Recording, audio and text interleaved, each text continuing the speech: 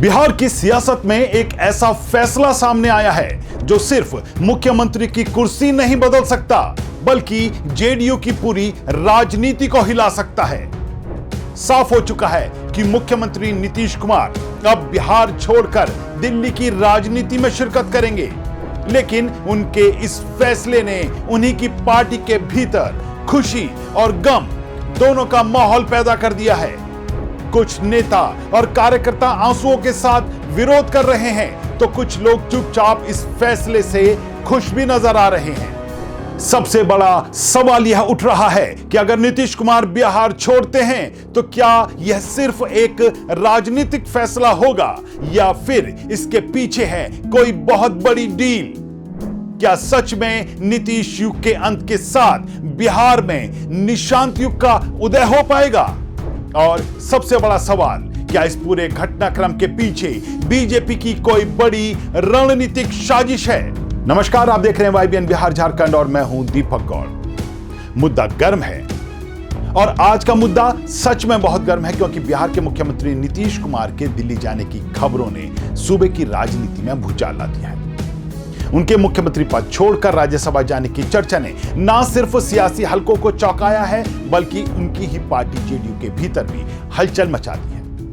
Party के भीतर एक ऐसा माहौल बन गया है जहां एक तरफ कुछ नेता और कार्यकर्ता गुस्से और गम में डूबे नजर आ रहे हैं तो वहीं दूसरा धड़ा ऐसा भी है जो इस फैसले से चुपचाप खुश नजर आ रहा है, कोई बड़ी राहत महसूस कर रहा है। तो आज मुद्दा गर्म है के इस एपिसोड में हम बात करेंगे आखिर क्यों नीतीश के फैसले से जेडीयू के भीतर खुशी और गम दोनों दिखाई दे रहे हैं। कौन है वो लोग जो इस फैसले से खामोशी के साथ खुश हैं? क्या सच में अब निशांत कुमार की सियासत में एंट्री होगी और नीतीश के दिल्ली जाने से बिहार की राजनीति के समीकरण कैसे बदल सकते हैं? लेकिन आगे बढ़ें इससे पहले अगर आपने अभी तक हमारे चैनल को सब्सक्राइब नहीं किया तो अभी कर लें और बेल आइकन का बटन दबाना ना भूलें।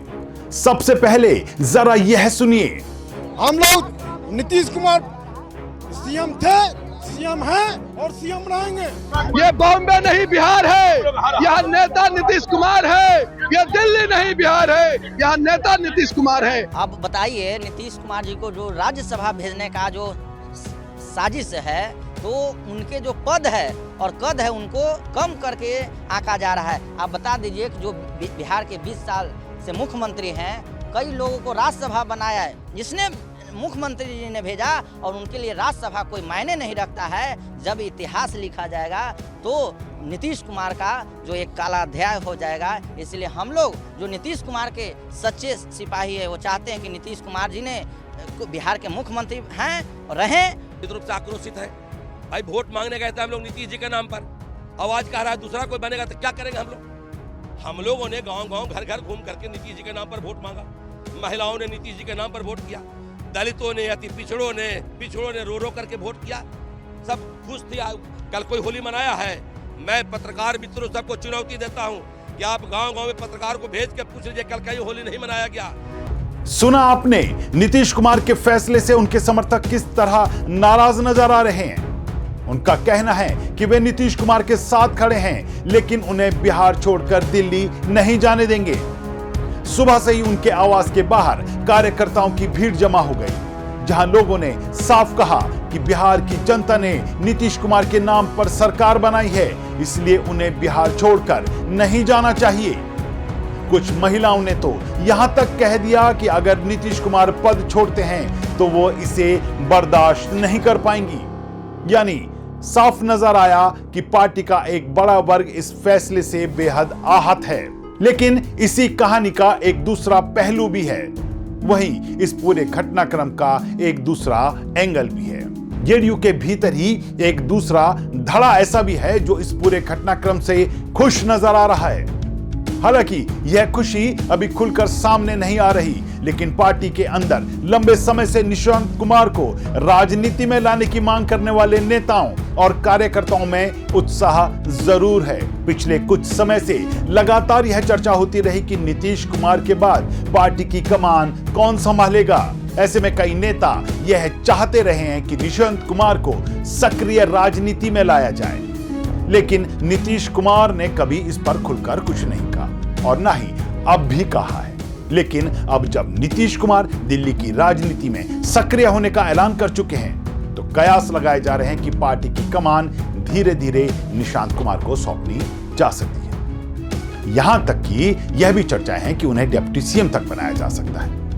अगर ऐसा होता है तो यह साफ होगा कि बिहार की राजनीति में नीतीश युग के अंत के साथ ही निशांत युग की शुरुआत हो सकती है। लेकिन इस सब के बीच कुछ तो ऐसा है जो सियासी गलियारों में चर्चा का विषय है, और वह है नीतीश कुमार का इस फैसले के लिए तैयार हो जाने का फॉर्मूला। आखिर वह क्या फॉर्मूला है जिस पर भाजपा ने नीतीश कुमार को मना लिया? अब तक आपने यह समझ लिया होगा कि जेडीयू के भीतर खुशी और गम का कारण क्या है, लेकिन यह कहानी यहीं खत्म नहीं होती। असल में नीतीश कुमार के इस फैसले से जेडीयू के सामने एक और बड़ा खतरा भी खड़ा हो सकता है, और वह खतरा है पार्टी के भीतर फूट और वोट बैंक में सेंधमारी का। दरअसल पिछले कुछ समय से यह चर्चा लगातार होती आ रही है कि जेडीयू के भीतर दो गुट बन चुके हैं, एक दिल्ली वाला गुट और दूसरा बिहार वाला गुट। दिल्ली वाले गुट में ललन सिंह जैसे प्रभावशाली नेता माने जाते हैं, जबकि बिहार वाले गुट में संजय झा और विजय चौधरी जैसे नेता सक्रिय माने जाते हैं। अब अगर नीतीश कुमार दिल्ली की राजनीति में सक्रिय होते हैं तो यह देखना दिलचस्प होगा कि पार्टी के भीतर शक्ति संतुलन किसके हाथ में जाता है। लेकिन जेडीयू के लिए चुनौती सिर्फ पार्टी के भीतर ही नहीं, बल्कि बाहर भी कई राजनीतिक ताकतें उनके वोट बैंक पर नजर गड़ाए बैठी हैं, और इसी को लेकर नेता प्रतिपक्ष तेजस्वी यादव ने भी बयान दिया है। तेजस्वी यादव ने अपने बयान में भले ही बीजेपी पर निशाना साधा, लेकिन उन्होंने नीतीश कुमार और जेडीयू के प्रति एक तरह की सहानुभूति भी दिखाई।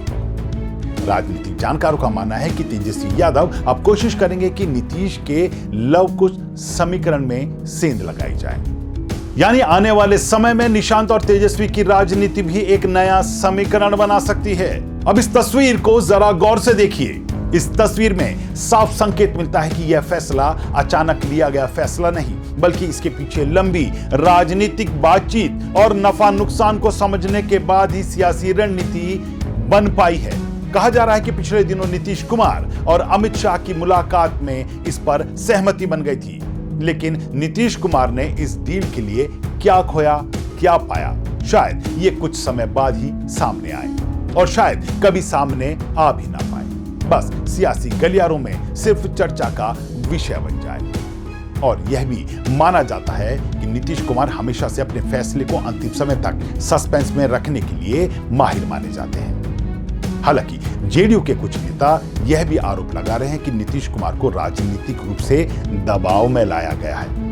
बहरहाल अब तस्वीर धीरे धीरे साफ होती नजर आ रही है। अगर नीतीश कुमार दिल्ली जाते हैं तो यह सिर्फ मुख्यमंत्री बदलने की कहानी नहीं होगी, यह बिहार की राजनीति में एक बड़े सत्ता परिवर्तन की शुरुआत भी हो सकती है। अब सवाल यह है, क्या सच में बिहार में निशांत युग की शुरुआत होगी?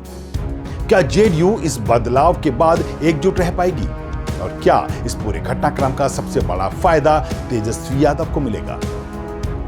मुद्दा गर्म है में आज इन सवालों के साथ आपको छोड़ते हैं और आपसे पूछना चाहेंगे कि क्या नीतीश कुमार का दिल्ली जाना जेडीयू के लिए नई शुरुआत होगा या फिर पार्टी के लिए सबसे बड़ा संकट? अपनी राय हमें कमेंट में जरूर बताइए। मुद्दा गर्म है कि आज के इस एपिसोड में इतना ही। एक बार फिर ऐसे ही एक नए मुद्दे को लेकर आपके बीच होंगे हाजिर। तब तक के लिए दीजिए इजाजत। नमस्कार।